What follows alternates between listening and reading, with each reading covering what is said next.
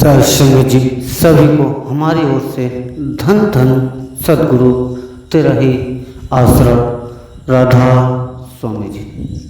सत्संग जी आज बात करते हैं भजन और सिमरन की। जो यह जानकारी मैं आपको दे रहा हूँ ये कोई मेरी निजी राय नहीं है, ना ही मेरी निजी जानकारी है। यह सारी जानकारी डेरा व्यास की पुस्तकों से ली गई है। तो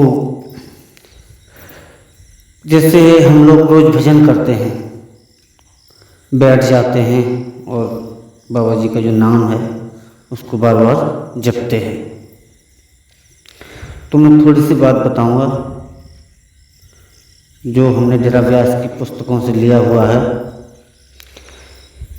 कि पहले तो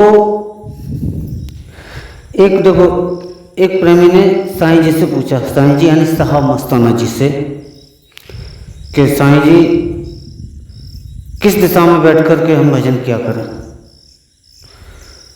तो बाबा जी ने कहा कि दक्षिण की दिशा की तरफ मुँह करके हमें भजन करना चाहिए।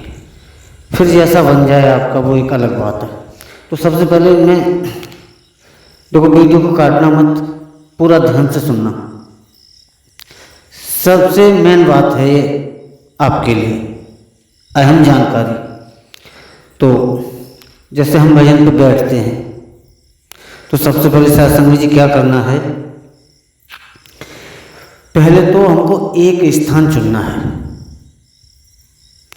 रोज ये नहीं कि आज कहीं पर बैठ गए, कल किसी और कमरे में बैठ गए, कभी कहीं बैठ गए, कभी कहीं बैठ गए। नहीं, जब भी हम भजन करें निश्चित एक स्थान को चुनें और हर रोज उसी जगह बैठकर ही भजन करें।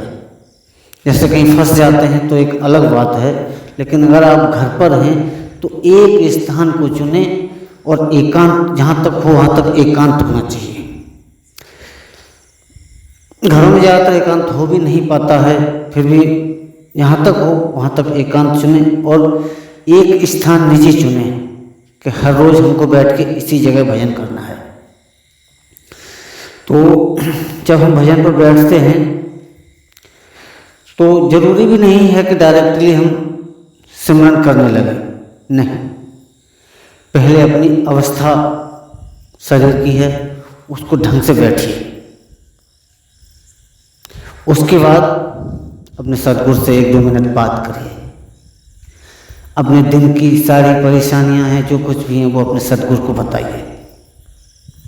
वैसे तो सद्गुरु जानी जान है, सब कुछ जानता है। और सद्गुरु ये भी कहते हैं कि बच्चा जब तक दूध नहीं मांगता है तब तक माँ उसको पिलाती नहीं है। तो ऐसे ही सद्गुरु को अपनी परेशानी बताइए। 1-2 मिनट उसको उनसे बैठ करके बात करिए अपने अंदर अंदर परमेश्वर से। अपनी जो निजी बातें होती हैं उनको परमेश्वर से शेयर करिए, अपने सद्गुरु से कि हे प्रभु ये है वो है, जो भी बातें हैं अपने तमाम दिल की जो बात है, दिल की बात ही अलग होती है। तो अपने सद्गुरु से बात करिए, फिर भजन सिमरन पर बैठिए।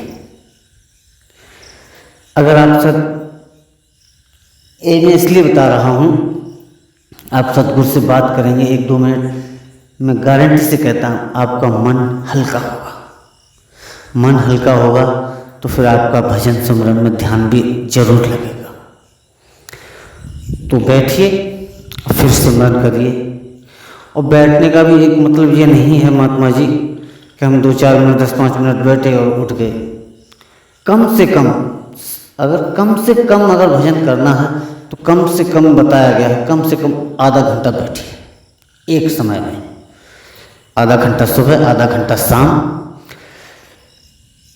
जब जितनी देर आप बैठेंगे 10-5 मिनट में तो कुछ पता भी नहीं चलता है। अब आधा घंटा अगर बैठेंगे तो ये शरीर आपका स्थिर होगा। फिर धीरे धीरे ये स्थिर होगा, तभी कुछ आगे के नज़ारे देखने को मिलते हैं।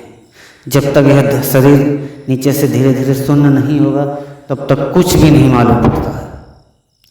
जितना देर आप ज़्यादा बैठेंगे फिर ये धीरे धीरे अंदर से एकदम शून्य, ऐसे फिर हमको ऐसा मालूम पड़ेगा कि हमारे शरीर मतलब हम यहाँ हैं ही नहीं।